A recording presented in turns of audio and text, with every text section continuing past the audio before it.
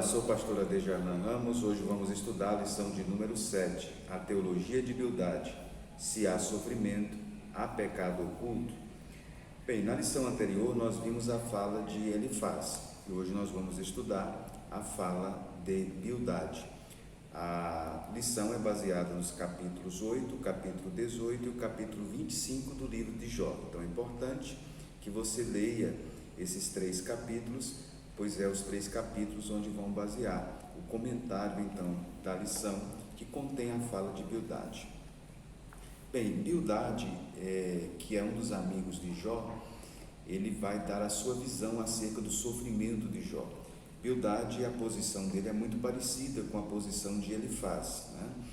Ele utiliza o método de raciocínio, ele também tenta se aproximar de Jó em um determinado momento do contexto da sua fala. No entanto, né, ele foca aspectos diferentes. Claro que todos os amigos de Jó estão de uma certa forma condenando a atitude de Jó. Ele inclusive vê a fala de Jó em relação à fala anterior de uma certa raiva, né, porque ele considera que Jó está sendo irreverente, e é quando então Bildade ele contesta, né, as conclusões então dos seus amigos e também a fala de Jó. Segundo a visão então dele, Jó tinha declarado então que era justo. Isso seria então acusar Deus de injustiça, Deus de ser injusto, e ele então se apresenta com um certo tradicionalismo. Então Bildade, ele é o mais tradicionalista então dos amigos de Jó.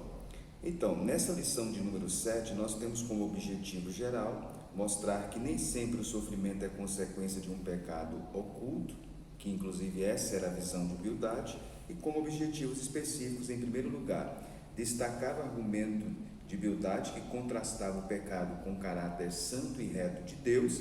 Em segundo lugar, explicar a concepção de Bildade que associava o pecado à quebra da moralidade religiosa. E em terceiro lugar, esclarecer a argumentação de Bildade que contrapunha a pequenez humana com a grandeza de Deus. Bem, tomando como ponto de partida o capítulo de número 8, nós temos aí no capítulo de número 8, então a primeira fala então de Bildade, o mais tradicionalista então dos amigos de Jó. Bem, observe bem, nós vamos destacar alguns momentos aí do texto, né? No capítulo de número 8, primeira coisa que nós podemos observar aí na fala de Bildade, que está do versículo 1 ao versículo 7, ele fundamenta a sua fala falando da justiça e da retidão de Deus. Ele afirma então que Deus é justo. Ele diz no capítulo 8: até quando falarás tais coisas? Até quando as palavras da tua boca serão qual vento impetuoso? Olhe bem o versículo 3. Perverteria Deus o direito?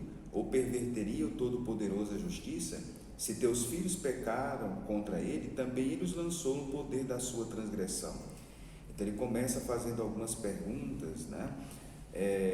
Se Deus iria perverter a justiça, se Deus iria perverter o direito. E no versículo 4 ele usa uma proposição: se teus filhos pecarem. Veja que ele coloca em forma hipotética: se os teus filhos pecarem. No entanto, a intenção não é hipotética. Ele coloca a afirmação de forma hipotética: se os teus filhos pecaram, mas a gente vê nas entrelinhas que a intenção dele não é hipotética. Ele, durante a sua fala, ele demonstra que certamente, se Jó está sofrendo, tem alguma coisa errada, né? E essa coisa errada pode estar com seus filhos, pode estar nele mesmo. E ele continua então do versículo 1 até o versículo 7, ele fala sobre a justiça de Deus. Deus é justo. Observe bem o versículo de número 5: mas se tu buscares a Deus e ao Todo-Poderoso pedires misericórdia, se fores puro e reto, ele sem demora despertará em teu favor e restaurará a justiça da tua morada. Ou seja, ele então dá um conselho a Jó, que Jó deveria então buscar a Deus. Se Jó buscasse a Deus, buscasse ao Todo-Poderoso, pedisse misericórdia a Deus, se ele fosse puro e reto, Deus iria despertar em favor de Jó, para ajudar Jó. Então, do versículo 1 ao versículo 7, ele fundamenta a sua fala na justiça de Deus. Dos versículos 8 até o versículo de número 22, ele recorre agora a outra linha de argumentação, que é a figura dos pais, a sabedoria dos antepassados. Com isso ele demonstra então muito tradicionalismo. Olha o versículo 8: pois eu te peço, pergunta agora às gerações passadas e atenta para a experiência de seus pais. Ele está falando então para Jó perguntar então às gerações passadas, aos pais. Ou seja, gerações passadas aí não está se referindo meramente à geração anterior a Jó, mas está se referindo também à antiguidade, desde o início, né? Ele está recorrendo então à questão do tradicionalismo, Ele diz então que se Jó então voltasse ao início de tudo, às gerações passadas, atentasse para a experiência dos pais, no versículo de número 9, ele diz que nós somos de ontem, nós nada sabemos, quer dizer, nós não temos o conhecimento necessário para ter a visão sobre o seu sofrimento. Então vamos recorrer ao passado, vamos recorrer à antiguidade, né? A experiência pode de fato falar. E ele diz: porventura não te ensinarão os pais, não haverão de falar-te o próprio entendimento, não proferirão estas palavras. Então veja que ele recorre até o versículo de número 10, a questão do tradicionalismo, dos pais. E aí a partir do versículo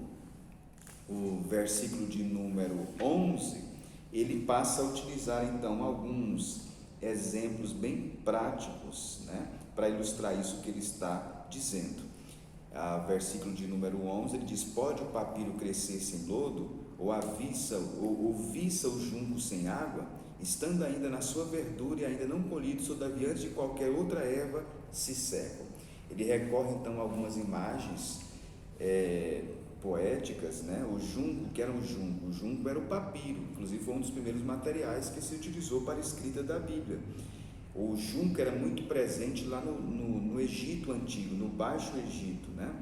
Era então uma planta, e essa planta aquática, inclusive, ela foi utilizada para escrever o primeiro material da Bíblia. Ele fala também sobre a espadana. A espadana era uma espécie de capim que crescia também junto ao pântano.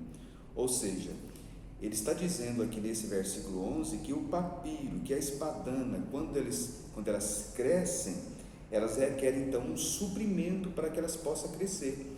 Ou seja, assim como essas plantas precisam de um suprimento então para crescer, então o sofrimento de Jó precisou de um suprimento para acontecer. Então não estava acontecendo o sofrimento dele assim à toa, aleatoriamente. Tinha alguma coisa que estava alimentando o sofrimento de Jó. E nesse caso seria, na visão dele, o seu pecado. Era essa a visão então de Bildade. Então veja que ele recorre ao tradicionalismo dos pais e depois ele recorre então a algumas imagens poéticas para ilustrar isso que ele está dizendo. Bem, no versículo de número 18 agora, desse capítulo de número 8, Bildade continua a sua fala. Veja que eu estou destacando apenas alguns versículos, não é possível nós fazermos um comentário sobre todos. Mas ele diz: mas se Deus o arranca do seu lugar, então ele o negará, dizendo: nunca te vi. Eis que deu a sua vida e do pó brotarão outros. Eis que Deus, observe bem, Deus não rejeita ao íntegro, nem toma pela mão os malfeitores. Ele está dizendo nesse versículo 20 que Deus não rejeita o íntegro. Se uma pessoa é íntegra, Deus não rejeita. Então, se Deus estava tendo aquela atitude para com Jó, é porque Jó então não era íntegro. Então ele diz: ele te encherá a boca de riso, os teus lábios de júbilo, teus aborrecedores se vestirão de ignomínia, e a tenda do perverso não subsistirá. Quer dizer, Jó, se você voltar-se para Deus, se você arrepender das suas falhas, das suas faltas, Deus vai se virar então para você, né? Deus então vai ajudar você. Então resta esperança para você, né? né? É isso que Bildade então está dizendo. Bem, então ele baseou aí a sua fala, ele fez um contraste entre o caráter santo de Deus, né? Com a vida então de Jó. É claro então que a visão dele é correta, Deus de fato é um ser justo, a visão dele também é correta em relação a que os pais e os anos eles dão entendimento, eles dão experiência, mas o que ele esqueceu é que nesse caso não se aplicava ao caso específico de Jó. Ele desconhecia então o diálogo, né, entre o juiz soberano e o acusador, que aconteceu nos primeiros capítulos, conforme nós já estudamos. Logo em seguida, no capítulo então de número 9, nós temos então a fala de Jó, aí no capítulo 9. Jó, no capítulo 9, ele responde a Bildade. O que ele faz aí no capítulo 9? Jó de fato reconhece que os ímpios sofrem. Jó ele não nega essa fala de Bildade que os ímpios eles sofrem, ele reconhece de fato que eles sofrem, mas no entanto, né, Jó, embora admitindo que de fato o injusto, o ímpio ele sofre, ele de uma certa forma procura então compreender a causa do seu sofrimento, porque ele, fazendo uma avaliação de si, ele nunca está querendo dizer que ele era sem pecado, mas ele era uma pessoa que procurava ser temente a Deus, né? Embora não fosse isento do pecado, ele tivesse a natureza pecaminosa, mas ele procurava seguir os ideais de Deus e procurava viver uma vida reta, justa, enfim, conforme dentro das suas condições humanas. Então veja que no capítulo 8 nós temos a fala de Bildade e a réplica de Jó. Vamos agora para o capítulo de número 18. Capítulo de número 18, nós temos o segundo momento em que Bildade ele fala, né? É a segunda fala de Bildade no capítulo 18. Então abra a sua Bíblia, vamos lá para o capítulo 18, nós temos lá o segundo discurso de Bildade. Bem, Bildade vai voltar a falar aqui no capítulo 18, e agora ele apresenta uma outra visão acerca do pecado de Jó, acerca dessa condição de Jó. Ele vê então o sofrimento de Jó como uma quebra da moralidade tradicional. Então no capítulo 18 ele diz assim: até quando andarás à caça de palavras? Considera bem e então falaremos. Ele não está satisfeito com a fala de Jó. Ele acha que Jó estava tentando se justificar, né? Era essa a visão que ele estava tendo acerca de Jó. E ele parte então para o desprezo. Olha o que ele diz no versículo 3: porque somos reputados por animais e aos teus olhos passamos por curtos de inteligência? Quer dizer, por que você, Jó, está agindo conosco assim, como se a gente não tivesse conhecimento? É mais ou menos como nós. Quem você acha que nós somos, né? Ó, tu que te despedaças na tua ira, será a terra abandonada por tua causa? Remover-se-ão as rochas do seu lugar?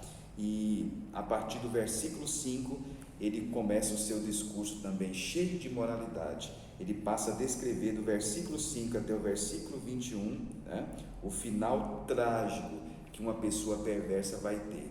Olha alguns momentos que eu destaco aí. Na verdade, a luz do perverso se apagará, e para seu fogo não resplandecerá a faísca. A luz se escurecerá das suas tendas, e as suas lâmpadas sobre ele se apagará.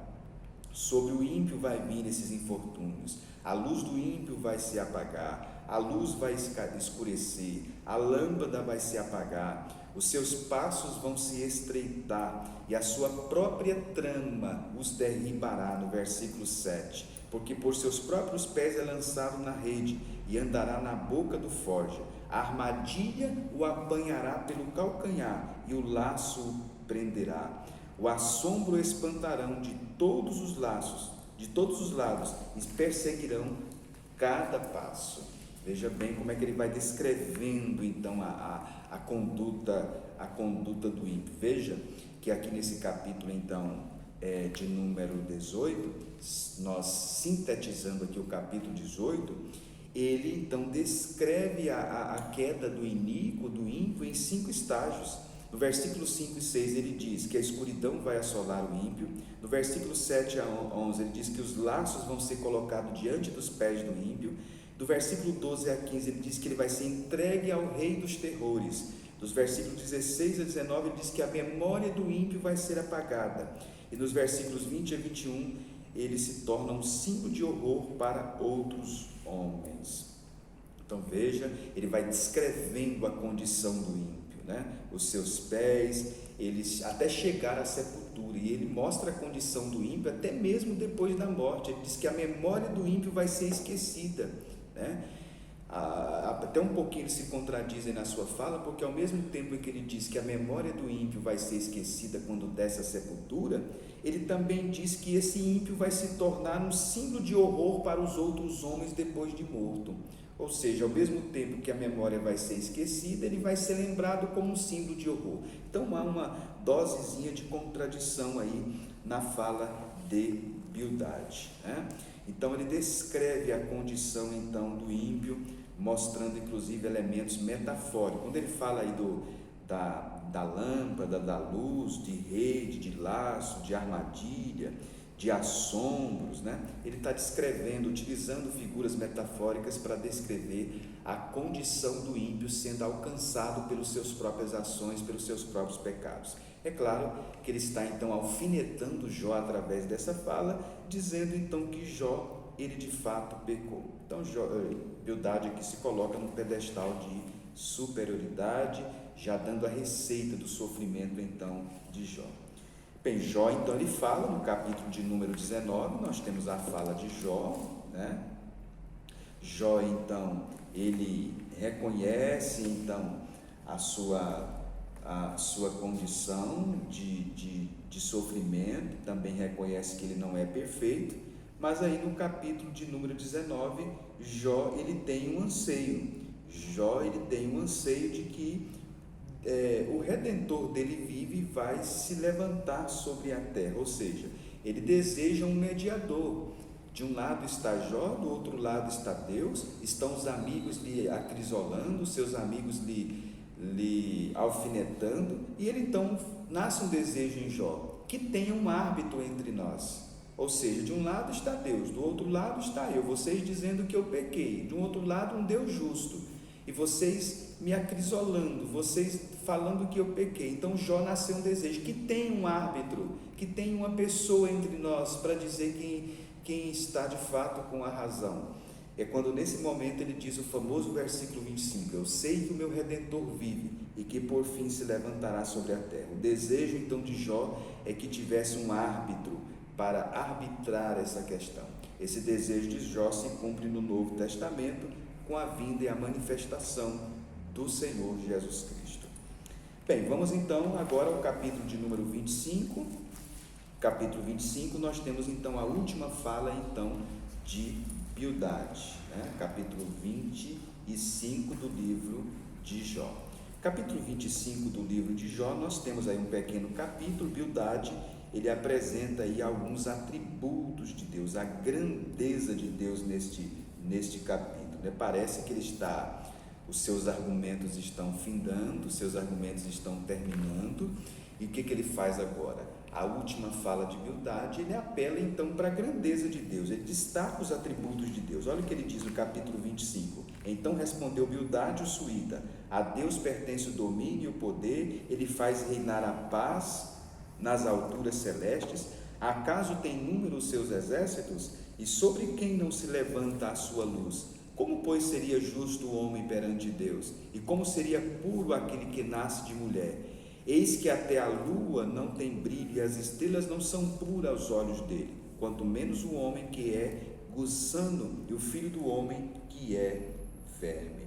Então, Bildade, neste momento, nesse seu discurso, ele reconhece que Deus é um ser majestoso, Deus é um ser exaltado e o homem era pecador, né? É essa a visão então de Bildade.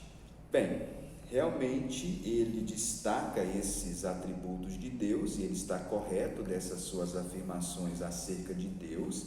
Ele mostra Deus como um ser onipotente, como um ser grandioso, como um ser grande, né? Ele destaca a grandeza de Deus, mas o elemento então que ele comete o equívoco aí, que embora ele destaque a grandeza de Deus, a soberania de Deus, a onipotência de Deus, mas é que Deus também é um ser misericordioso e gracioso. Ele destacou o que se chama em teologia de a transcendência de Deus. Deus é um ser transcendente, Deus está além das coisas criadas, mas ele esqueceu da imanência de Deus. Deus é um ser que está presente também na criação, né? De forma a intervir miraculosamente, e também é um ser misericordioso e gracioso, né? Ele é um ser onipotente, mas não é um ser ausente. Ele não é um ser ausente. Inclusive, o comentarista da lição destaca que essas ideias de humildade, de que Deus é um ser transcendente, é um ser onipotente, mas que não se envolve com os seres aqui embaixo, ela foi desenvolvida lá no século XVIII com o nome de deísmo. O deísmo é a crença segundo a qual Deus é um ser muito elevado, mas Deus não se envolve com as questões aqui embaixo. Então, a fala de Bildad tem um tom de deísmo, né? Dessa ideia deísta. Deus então criou o mundo, mas Deus se afastou dele. Então o papel de Deus no mundo foi tão somente criá-lo, e depois Deus se ausentou da criação das coisas criadas.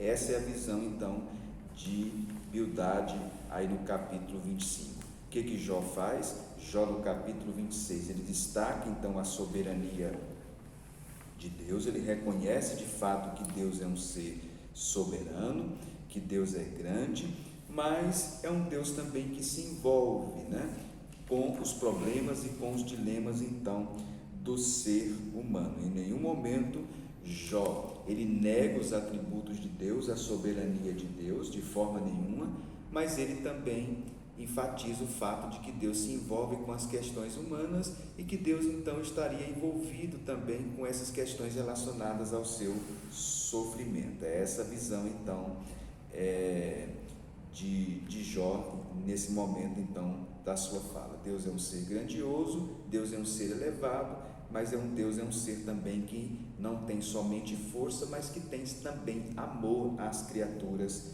que ele criou.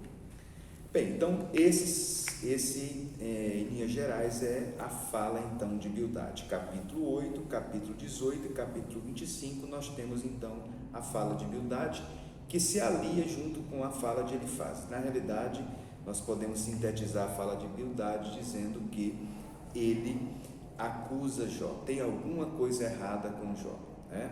Há algum pecado oculto, Jó ele transgrediu, se ele está sofrendo é porque tem alguma coisa. É essa visão então, a tônica então de Bildad. Ele não crê então na inocência de Jó, e ele atribui então o sofrimento existencial de Jó, o sofrimento de Jó ao seu pecado. Então ele dá as orientações para Jó, que Jó possa voltar-se para Deus, que Jó possa ouvir a tradição antiga, voltar-se aos ditames da tradição antiga, né? E para ele não ter aquela moralidade que é própria da religiosidade, né? Essa visão então de Bildad. Bem, então, caro professor, essa é a nossa lição então de número 7, que você então possa destacar esses elementos do capítulo 8, 18 e 25. É interessante sempre mostrar para os alunos no texto bíblico, para que eles possam acompanhar os elementos principais, né? Para que eles possam então se apropriar da fala então de Bildad e também tentar sintetizar a fala de Bildad. Então, que Deus, portanto, o abençoe, que você possa ter uma boa aula, né? Aproveite essa oportunidade então para proporcionar o conhecimento, né, do texto do livro de Jó para os seus alunos, lembrando sempre que certamente deve ter alunos aí na sala que nunca estudaram o livro de Jó, que não leem, né, o livro de Jó, nunca leram, não leem com frequência o livro de Jó. Então esse é um momento singular para você proporcionar cultura bíblica, conhecimento bíblico entre os seus alunos. Como sempre, regando sempre tudo com oração, para que essas lições não sejam apenas uma formalidade, uma teoria, mas que os alunos possam se apropriar então dos conhecimentos que estão sendo proporcionados através do estudo então desta lição. Então que Deus o abençoe, até a nossa próxima lição.